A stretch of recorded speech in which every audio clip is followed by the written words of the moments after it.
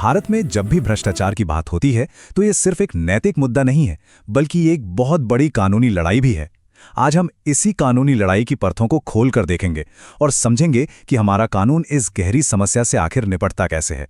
तो ये जो शब्द है ना, बख्शीश, उम्मीदें, चाय पानी, ये सिर्फ पैसों के लेन देन की बात नहीं है। असल में ये रिश्वत के लिए इस्तेमाल होने वाले कोड वर्ड हैं, जो एक बहुत गहरी सामाजिक समस्या की तरफ इशारा करते हैं। और यही वो छोटी छोटी उम्मीदें हैं जो मिलकर भ्रष्टाचार का एक बड़ा और बहुत ही उलझा हुआ सिस्टम बना देती हैं। तो फिर सवाल ये उठता है कि जब समाज की ये आदतें और ये उम्मीदें कानून के सामने आती हैं तो होता क्या है? बस यहीं से हमारी आज की पड़ताल शुरू होती है। हमें समझना होगा कि इस समस्या से निपटने के लिए कानूनी ढांचा क्या कहता है। तो चलिए सबसे पहले जरा उस जमीनी हकीकत को ही समझ लेते हैं जिसे ये कानून बदलने की कोशिश कर रहा है। ये खंड भ्रष्टाचार के उस रोजमर्रा के चेहरे को सामने लाएगा जिसे हम सब ने कहीं ना कहीं देखा या सुना है। असल में इस पूरी समस्या की जड़ बहुत सीधी सी है, अपने पद, अपनी अथॉरिटी का निजी फायदे के लिए गलत इस्तेमाल करना। अब इसे चाहे चाय पानी का नाम दें या कुछ और, कानून की नज़र में ये साफ तौर पर अपने अधिकार का दुरुपयोग है। तो अब बात करते हैं भ्रष्टाचार के खिलाफ भारत के सबसे बड़े और सबसे अहम कानूनी हथियार की, जिसका नाम है भ्रष्टाचार निवारण अधिनियम। देखिए, ऐसा नहीं है कि भ्रष्टाचार से लड़ने के लिए पहले कानून नहीं थे। 1947 का एक एक्ट भी था, आईपीसी में भी कुछ धाराएं थीं, लेकिन वो सब ना बिखरे हुए थे। तो 1988 में इस नए एक्ट यानी पोका का मकसद था कि इन सबको एक साथ मिलाकर एक ज्यादा मजबूत और फोकस्ड कानूनी हथियार तैयार किया जाए। अगर हम इस कानूनी लड़ाई के सफर को देखें तो ये काफी लंबा है।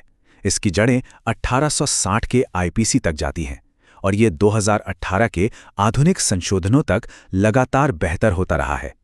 ये दिखाता है कि ये लड़ाई वक्त के साथ कैसे बदलती और विकसित होती रही है।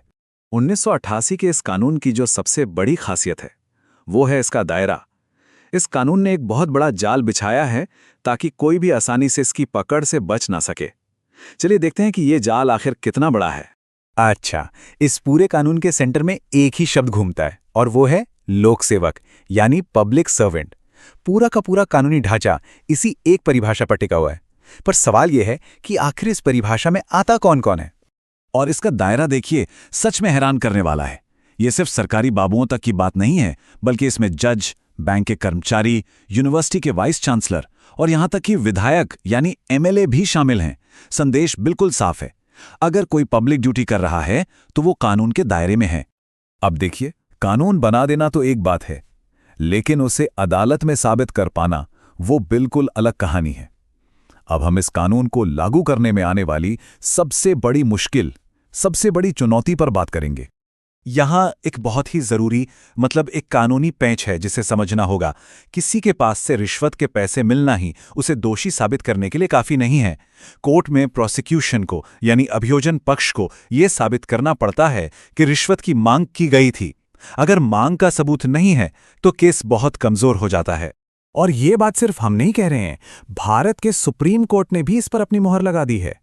कोर्ट का यह फैसला साफ साफ कहता है कि अगर मांग का सबूत नहीं है तो सिर्फ पैसों की बरामदगी के आधार पर किसी को दोषी नहीं ठहराया जा सकता।